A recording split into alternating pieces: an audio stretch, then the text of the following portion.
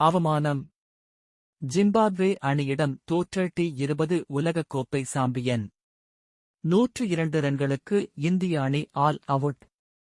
Zimbabwe அணிக்கு எதிரான போட்டியில் இந்திய அணி 13 ரன்கள் வித்தியாசத்தில் மோசமான தோல்வியை சந்தித்துள்ளது. 116 ரன்கள் என்ற இலக்கை மட்டுமே துரத்திய இந்திய அணி வெறும் 102 ரன்கள் மட்டுமே எடுத்து தோல்வியடைந்தது. இதன் மூலமாக ஜிம்பாப்வே அணி 1-0 வரை என்ற கணக்கில் T20 தொடரில் முன்னிலை பெற்றுள்ளது. T20 உலகக் கோப்பை தொடரை 17 ஆண்டுகளுக்குப் பின் இந்திய அணி வென்று சாம்பியனானது. இந்த கொண்டாட்டமே இன்னும் முடிவடையாத சூழலில் இந்திய அணி ஜிம்பாப்வேவுக்கு சுற்றுப்பயணம் மேற்கொண்டுள்ளது. இந்த நிலையில் ஜிம்பாப்வே அணிக்கு எதிரான முதல் T20 போட்டியில் டாஸ் வென்ற இந்திய அணியின் கேப்டன் சுப்மன் கில் பவுலிங்கை தேர்வு செய்தார். இதன்பின் களமிறங்கிய ஜிம்பாப்வே அணி 20 ஓவர்களில் 9 விக்கெட்டுகள் இழப்பிற்கு 115 ரன்களை சேர்த்தது. பின்னர் இந்திய அணிக்காக அறிமுக வீரர் அபிஷேக் சர்மா சுப்மன் கில் கூட்டணி தொடக்கம் கொடுத்தது. இதில் முதல் ஓவரிலேயே சிக்ஸர் அடிக்க ஆசைப்பட்டு அறிமுக வீரர் அபிஷேக் சர்மா டக் அவுட்டாகி வெளியேறினார். இதன்பின் ருதுராஜ் கெய்க்வாட் சுப்மன் கில் இருவரும் இணைந்தனர்.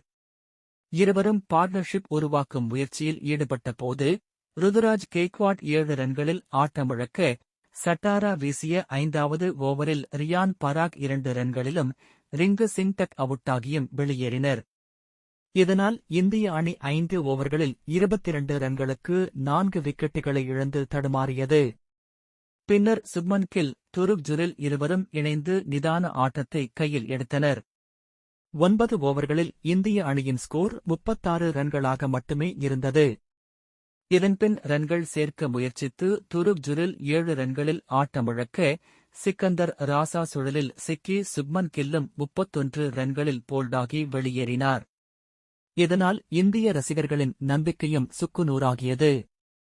இதனால் உற்சாகமடைந்த ஜிம்பாப்வே ரசிகர்கள் ஒவ்வொரு டாட் பாலுக்கும் கோஷம் எழுப்பிக் கொண்டாடினர்.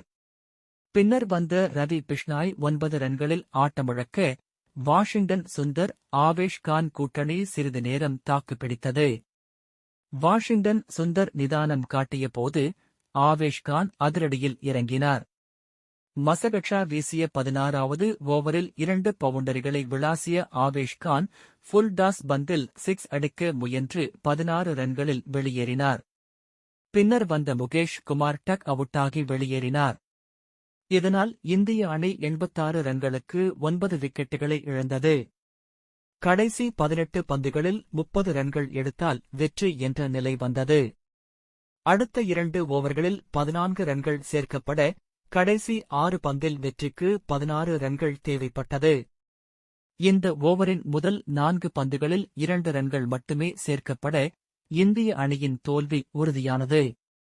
5வது பந்தில் வாஷிங்டன் சுந்தர் 27 ரன்களுக்கு ஆட்டமிழக்க இந்திய அணி 102 ரன்களுக்கு ஆல் அவுட்டாகியது. இதன் மூலமாக ஜிம்பாப்வே அணி 13 ரன்கள் வித்தியாசத்தில் அபார வெற்றியை பெற்றது.